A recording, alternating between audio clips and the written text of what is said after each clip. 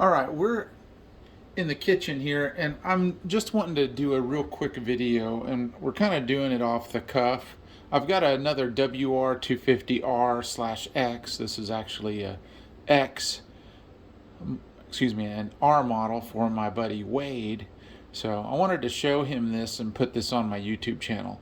So this is something that you can do if you're needing to deck your head and also resurface the cylinder where it mates with this, with your cylinder head surface and your head gasket. And this was great for a lot of single cylinder four strokes. So I do a lot of DRZ stuff. I've done this on my 400 Yamaha.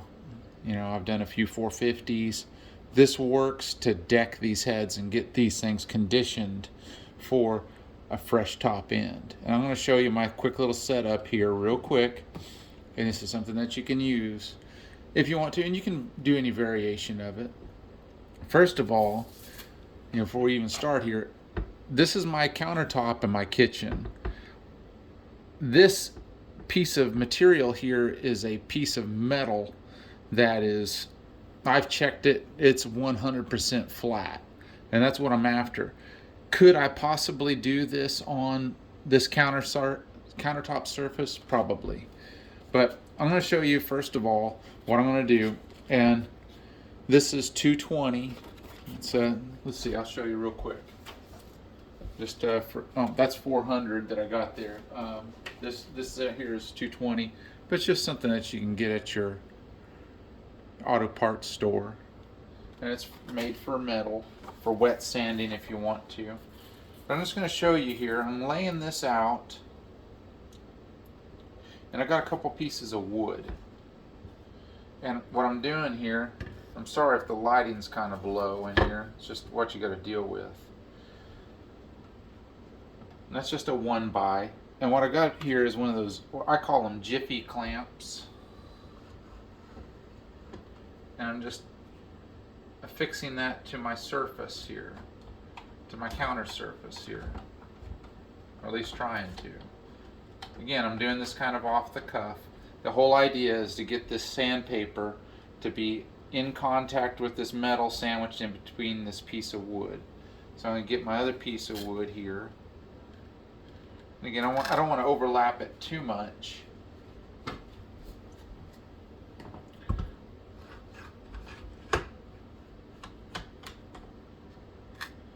So I have more surface in which to work with here. Okay, so we're there in place. And again, we got our cylinder head surface here. And what I'm going to be doing here is really applying little or no pressure at all, but what pressure I am going to be adding to this is going to be fairly even. So I'm taking note of the orientation in which I'm starting here. So in this case, it's the exhaust facing the George Foreman over there. Can you see George? Oh no, there's a George Foreman grill. Great for grilled cheese. Today's sponsor is George Foreman Grills, unofficially. All rights reserved.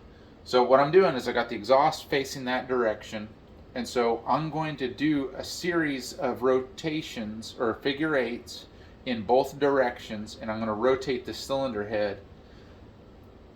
And I'm going to take you for an entire round, and we're going to show what all it's going to do, what the results of that is.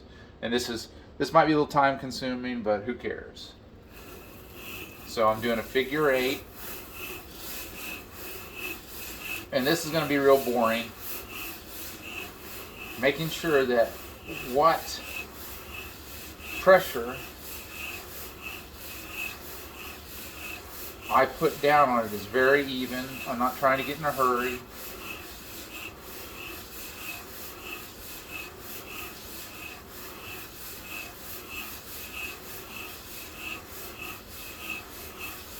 Sometimes you have to remove the lower exhaust stud on these because it would be gouging into the sandpaper. All right, now, since I was talking, I wasn't counting. So I was doing a counterclockwise direction of my figure eight. So now I'm going to do the clockwise so that I'm ensuring an even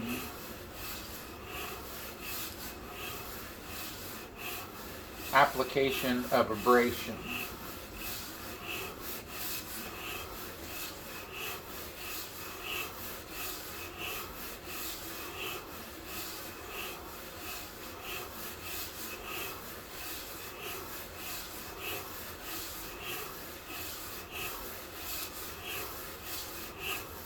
All right, so now I'm going to turn it, I'm just rotating it clockwise here. So we're facing, our exhaust is facing my range over here, my stove.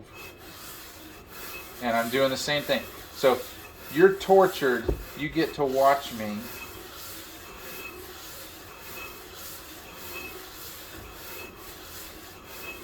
And I'm doing about 20.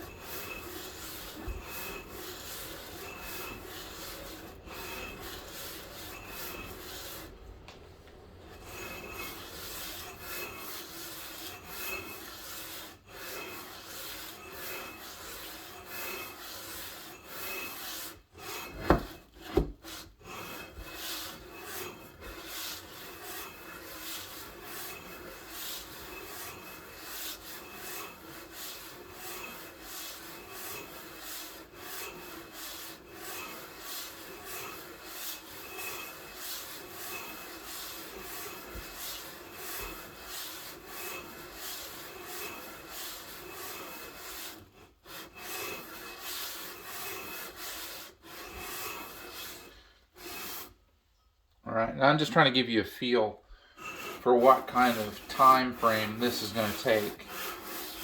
I did a YZ250F that had a head on it that I'm pretty sure was a salvaged part, and the head gasket was leaking like a sieve. Surprise, surprise. It had the most cylinder head warpage I've ever seen.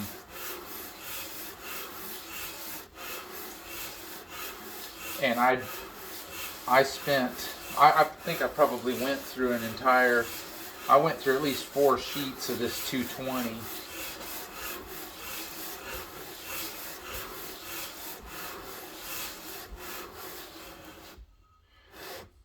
All right.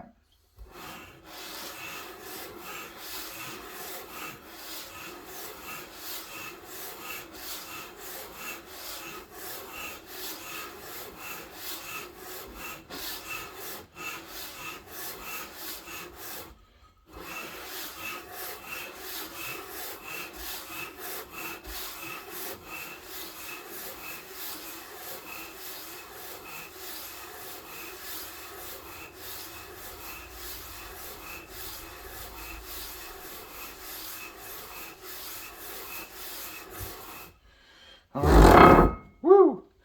And so now our exhaust is facing the coffee pot, which is also out of view.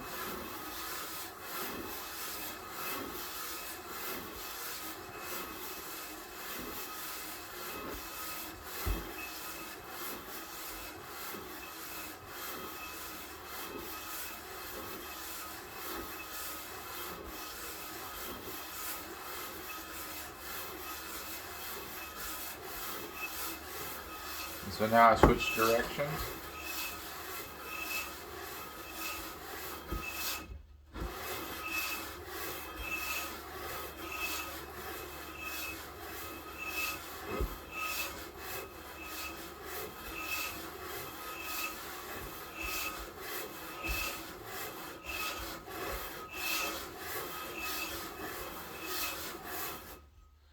Okay, so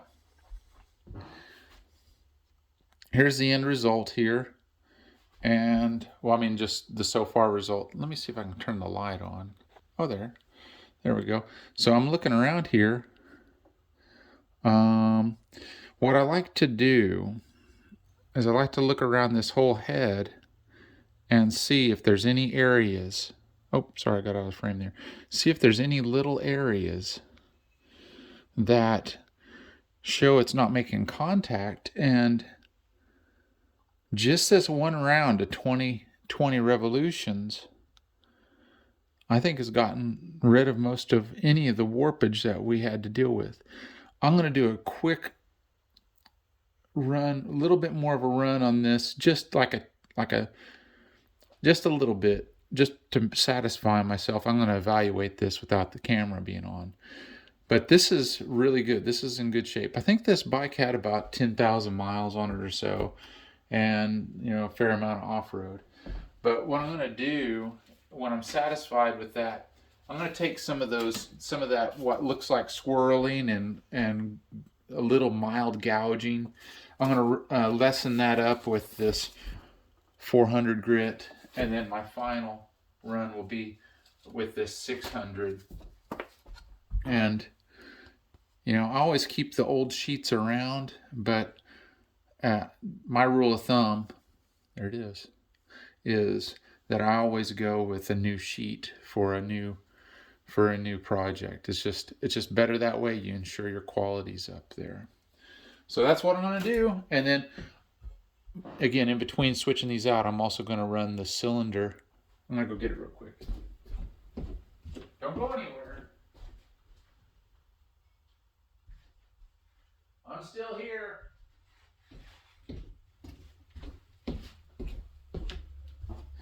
See, here's the cylinder surface here.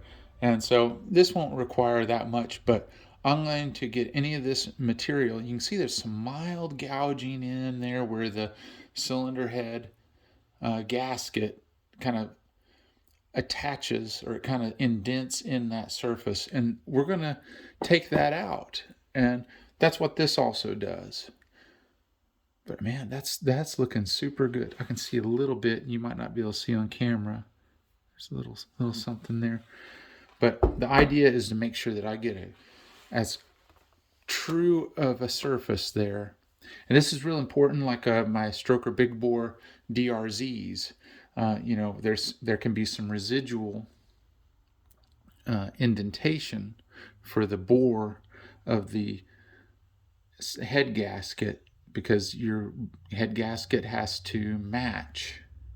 It has to match the bore that you're using. So anyway, I get all those old marks out and we start fresh, and we're not going to have any cylinder head gasket failures or leakage because of something I didn't do. I hope this is helpful, and thanks for watching, and we'll see you next time.